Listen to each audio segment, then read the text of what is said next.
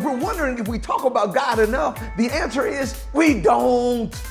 But let's talk about it in this week's Sunday school lesson. I'm so excited to jump into the lesson today. So much. The title of the lesson is The Lord is Praise. The Lord is praise. The lesson comes from Psalms 145, verse 1, and then 10 through 21. And the lesson focuses, tell of your King's glory, protection, and deliverance. Your King's glory, protection, and deliverance. Now, you know why we're here at Points to Ponder. I want to give you some things to think about, some points to ponder as you discuss, because good questions lead to good discussion, which lead to great community. We're here as a body trying to transform ourselves into the image of Christ. And the best way to do that is to do our critical thinking through the text, not just simply trying to obey the text. Yes, that's important, but thinking through it so we can defend why we do what we do. Where do we get our questions from? Emotions, from decisions and responses. Emotions, decisions, and responses in the text. Let's jump right on in. Here's the thing. Verse outline, tell of the glory of the King. One verse, Psalm 145, verse 1. Listen what it says. I will exalt you, my God the King. I will praise your name forever and ever. Here's our first point to ponder.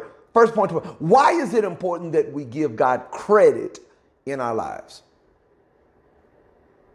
Why is it important that we remind ourselves and others around that it's not us doing it? It is God's work. It is marvelous in our eyes. Why is it important that we not get caught up in pride or ego and start saying, oh, guess what I did? Guess how I've got through? Guess how I was lucky?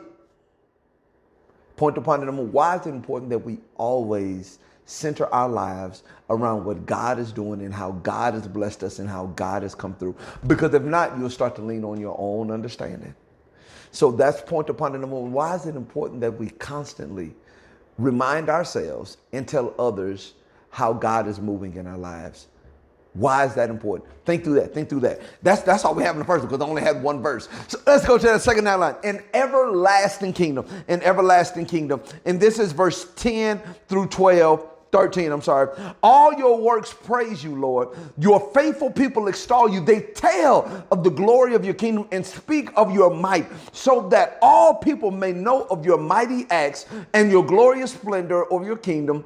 Your kingdom is an everlasting kingdom, and your dominion endures through all generations. The Lord is trustworthy and in all he promises, and faithful in all he does. Here's point to ponder number two. He says, your people, they tell of the glory of your kingdom. Point to ponder number two. Why don't we talk about God more than we do? If we love him and care for him and appreciate him, why don't we talk about God more?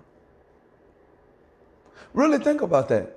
From the youngest to the oldest, why don't we talk about the sale at the store? We talk about the sports teams. We talk about all these things that are important to us. Ooh. Point to ponder number two, part two. And if we're not talking about him, is he really important to us? I'm just going to leave that right there. If we're not talking about him, is he really as important to us as we say he is? Let me go on. And listen what it says in verse 12. It says, so that all the people may know your acts. Because talking about God is how we do our evangelism. Point to ponder number three. What makes some people hold back from openly sharing about God at work, at home, wherever else? Sometimes people talk about everything. What makes us hold back from bragging on God to other people? Point to ponder number three. What makes us hold back and be like, I don't know if I want to bring God up and this is just so, some people are this, that, and the other. But it seems like that same fear does not exist in other places. I don't fear somebody's a football fan or not. I just talk about the saints. But why is it when it comes to religion, I want to think about that, because that's part of our evangelism. And I want to make sure that we do that. Now let's look at the end of verse 13. Here's point to ponder number 4, because I think this is good. Point to ponder number 4. It says at the verse 13, your kingdom is an everlasting kingdom, and your dominion endures through all generations. The Lord is trustworthy in all he promises and faithful in all he does. Now notice, Notice this. Why is it important? And here's a good question. Point upon the number 4. Why is it important to celebrate his being more than his blessings? Point upon the number 4. Why is it important that we celebrate his being, that he's faithful, that he's trustworthy, that we celebrate his character more than his conduct? Ooh, point upon the number 4. Why should we celebrate his being over our blessings, his character over his conduct? Because I think that will remind us constantly that even when things aren't going well, he's still God. He's still God. And I can think about my parents, even when they didn't give me sometimes what I wanted, it was because I love you, Mom, I love you, Daddy, because of their being.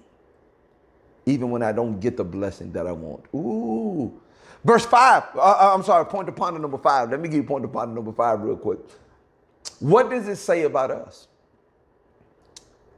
If our blessings determine our praise. Let's do some self-reflection. Point upon the number 5, self-reflection. What does it say about us if our blessings determine our praise? Big blessings, big praise. Little blessing, I'm here. At least I showed up. What does it say about our character? Let's go to the last outline. Ooh, that was good. Listen what it says. God's providence, protection, and deliverance. And I want to look mainly at verse 17 and 18. Listen what it says. The Lord is righteous in all his ways. Time to our last question. And faithful in all he does.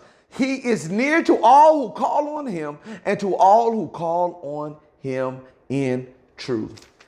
Who's your first call when you're in trouble? That's point upon the number 6. Who's your first call when things aren't going well in your life?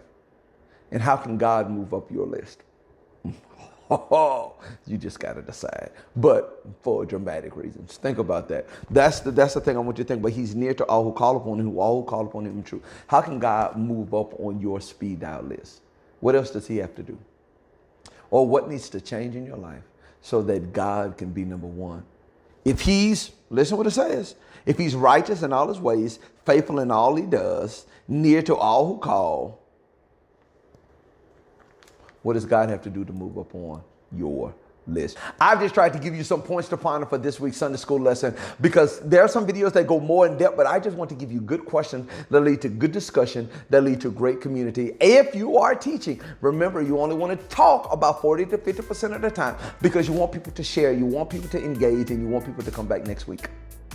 Have a great class, and listen, I look forward to talking to you next time. Take care. Bye.